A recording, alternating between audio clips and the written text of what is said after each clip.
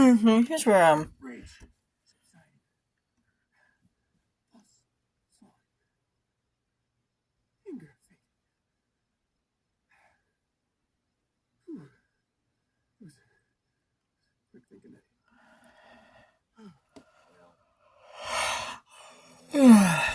excuse me.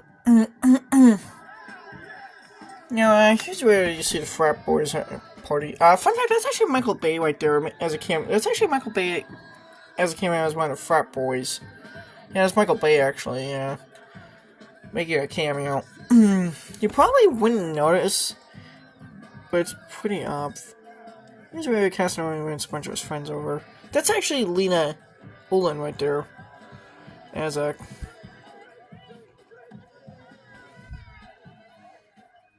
Yeah, that's Lena Olin right there. Lena Olin, within the same time as in the same year this movie came out, she also started in the Ninth Gate, doesn't it?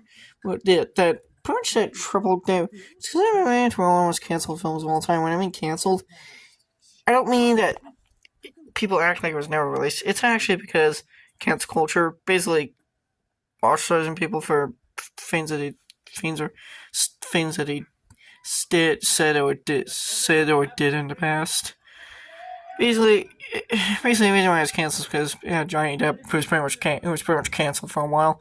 Brian Langella got canceled recently. He's actually been canceled for a while. He's pretty much been canceled effectively. And Roman Polanski, he's actually one who actually deserves to be canceled. The guy's a PDF. How is it that they don't, pedophiles don't get canceled, but yet in Hollywood don't get canceled? Yet somebody like Johnny Depp gets canceled. I don't understand. I don't understand how Hollywood. That's Michael Bay right there, yeah. You can actually see him really up close. There's Michael Bay right there. Now, this is, I think, actually one of the few movies that he actually makes cameos in that he had nothing to do for, nor did he direct. This is actually one of the few times he actually makes a cameo. I think this is like the only film that he actually makes a cameo in it that wasn't a film that he directed. I think this is actually the only case of that.